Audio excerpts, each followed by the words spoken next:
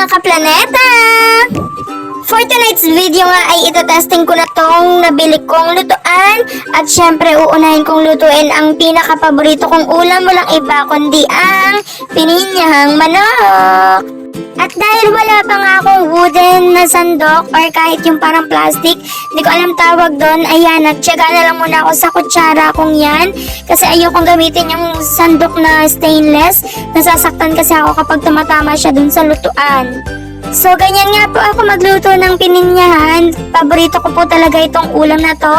Yan, habang pinapakuluan ko yung manok ay sinabay ko na ang carrots para lumambot na din. Nilagyan ko nga po ng paminta, asin, tsaka yan, Alaska Evaporada.